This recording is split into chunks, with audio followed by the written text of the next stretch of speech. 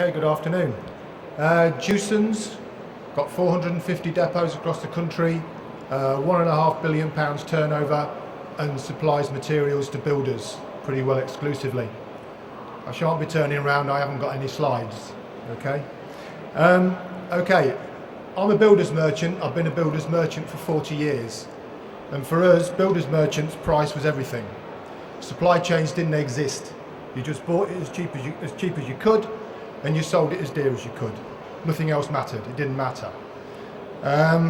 We used to have 1,500 suppliers and 2 buyers. We've now got 100 suppliers supplying us with about 80% of what we buy, and 12 buyers.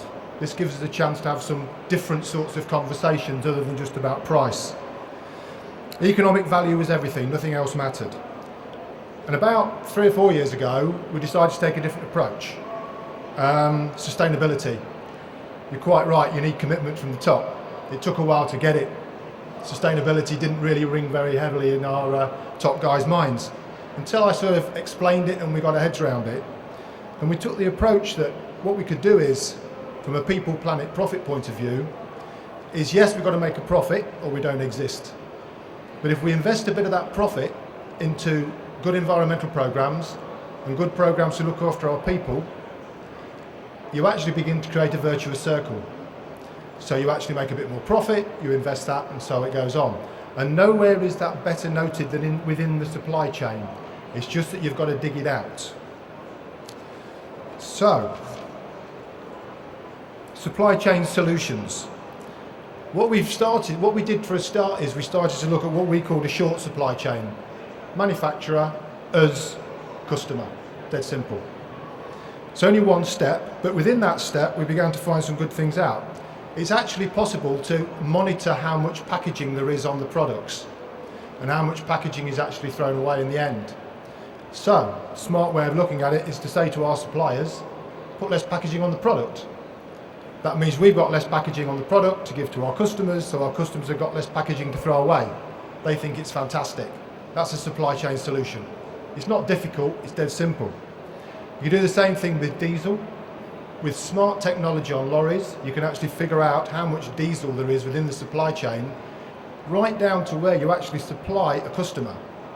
So I can have a conversation with one of our customers saying, did you know that it takes 20,000 litres of diesel to supply products to you? Can we have a chat about making that better? And actually you can, and it's pretty good stuff. Consolidating loads, driving around a bit smarter. You can push back up the supply chain, you can get your manufacturers to do the same thing. Reduces CO2. We've actually had a 19% reduction in diesel use over the last 5 years. Partly through engaging with better technology diesel engines, but also through that supply chain engagement. 19% reduction in diesel. We used to use 120 million litres of diesel. Makes a big difference.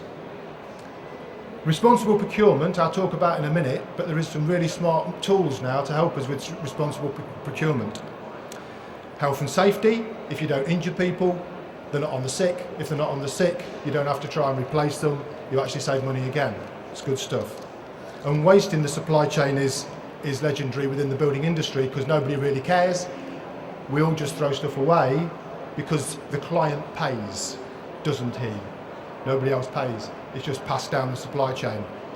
That's not good.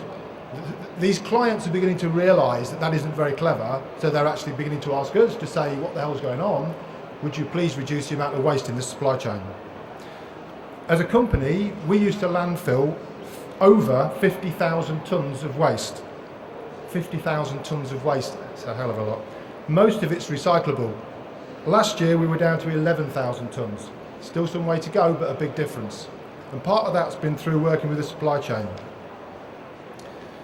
So, there's now some good tools to help us.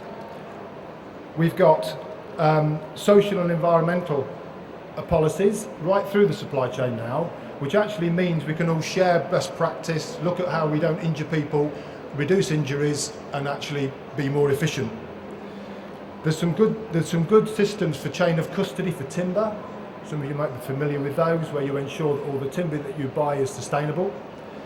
There's BES 6001, which is a sustainable procurement standard, and there's BSI 8902, which is also a sustainable procurement standard. They're actually designed to work within supply chains. They're actually designed to make supply chains more efficient. And we're actually pushing now for our top 100 suppliers to adopt one or the other of those standards, either 6001 or 8902. The effects of waste, cost and lost time accidents is significant, as I've said, and we actually believe that these good practices lead everybody to be a lower cost operator. Lower cost operators are what people want to deal with.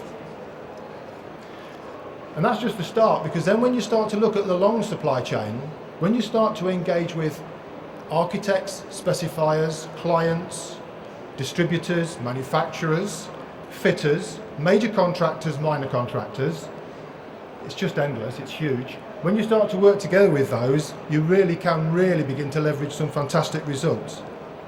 Great example of that is the Plasterboard Sustainability Partnership. It's a pretty oldie worldy product, plasterboard, but it's actually traditionally not very sustainable. You can't landfill it with other products because it creates methane gas, which is a bit dangerous, so you have to landfill it separately. Answer, don't landfill it, recycle it. The plasterboard manufacturers got together and created a plan to make sure that by about now, it's not quite worked, but it's almost there, all plasterboard, gypsum, would be recycled into new board. But to do it, they had to get together with architects, designers, clients and everybody else to work on that. And that's actually had a fantastic result. They've actually changed the way that plasterboard's made. They've actually changed the way it's handled, the way it's labelled, the way it's taken off lorries, the way it's delivered. Absolutely basic product, and they've changed it to become a more sustainable material. And it's now a cheaper material to deal with. Plasterboard is more profitable for us than it used to be by taking some smart actions. So, that's about it really.